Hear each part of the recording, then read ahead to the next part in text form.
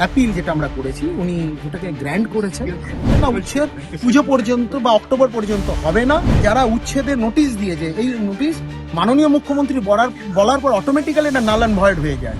দাদা, আজকে মুখ্যমন্ত্রীর কাছে এলেন, আপনারা কথা বললেন, ঠিক কি বিষয় নিয়ে আলোচনা হলো, কথা কি হলো? বর্তমানে মুখ্যমন্ত্রী আমাদের সঙ্গে খুব পজিটিভ মেন্টালিটি নিয়ে আমাদের অ্যাপিল যেটা আমরা করেছি উনি ওটাকে গ্র্যান্ড করেছেন।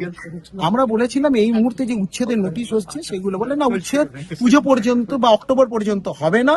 মানবিকতার খাতিরে পুরোপুরি আমরা এই উচ্ছেদটা বন্ধ রাখছি।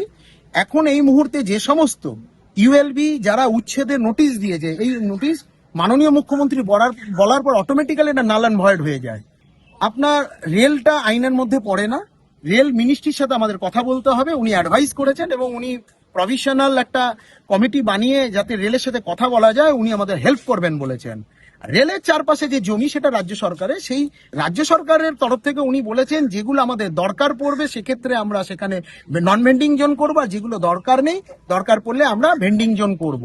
এছাড়াও আমরা একটা প্রস্তাব দিয়েছি যে হকার মার্কেট পশ্চিমবঙ্গে, কারণ ভারতবর্ষে সমস্ত জায়গায় হকার মার্কেট আছে, এই 8-10টা হকার মার্কেট করা যায় কিনা উনি সেটা ভাবনা চিন্তা করবেন এবং আগামী সপ্তাহে সম্পূর্ণ আমাদের পশ্চিমবঙ্গের টিম নিয়ে আমাদের সাথে বসবেন। আমাদের এই ব্যাপারে উনি আলোচনা করবার জন্য নির্দেশ দিয়েছেন ইউডি আর মিউনিসিপ্যাল অ্যাফেয়ার ডিপার্টমেন্টকে।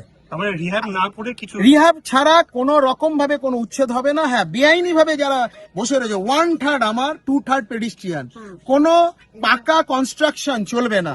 যেমন আমাদের সেক্টর 5-এ গোটা ফুটপাথ জুড়ে দোকান স্টল, এগুলো চলবে না, এগুলো চলবে না। এবং আমরাও আইনও তাই বলছি এবং আমরা হকার জয়েন্ট অ্যাকশন কমিটিও রাজ্য সরকারি সিদ্ধান্তকে আমরা সমর্থন জানাচ্ছি। আজকে আশ্বস্ত হলেন মুখ্যমন্ত্রীর সঙ্গে? 200% আশ্বস্ত। এবং মুখ্যমন্ত্রী বলছে যে হকার জয়েন্ট অ্যাকশন কমিটি যে পদ্ধতিতে এগোতে চাইছে, সম্পূর্ণ সরকারের এই কমিটিকে আমরা সমর্থন জানাচ্ছি, উনি আমাদের সমর্থন জানিয়েছেন। কিছু কিছু জায়গায় উনি ডিটারমাইন্ড, সেখানে আলাপ আলোচনা আমরা পরবর্তী সময় করব। যেমন ইয়ের নিচে, ব্রিজের নিচে, এখন ব্রিজের নিচে অনেক কেএমসি লাইসেন্স দিয়েছে, সেটা কেএমসির হেডে, যাদের নেই তাদের নিয়ে আমরা পরবর্তী সময় আলোচনা করব। সব তো একবারে পাওয়া যায় না, কিছু তো আলোচনা হোক, শুরু হোক। সবে দরজাটা খুললো, এবার আলোচনার প্রস্তুতি যেখানে হবে সেখানে আমরা আলোচনায় বসবো।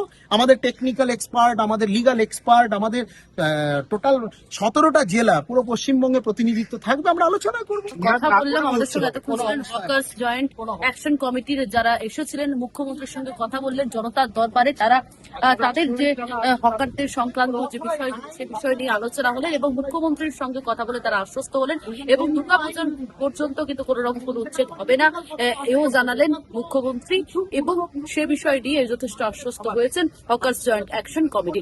ক্যামেরায় শুভদিবের সঙ্গে শোভনের রিপোর্ট, বাংলা হান্ট, সল্টলেক। আরো ভালো ভালো খবর দেখতে সাবস্ক্রাইব করুন বাংলা হান্টের ইউটিউব চ্যানেল। বাংলা হান্টের আরো খবর দেখতে নজর রাখুন। বাংলা খবর মানেই বাংলা হান্ট।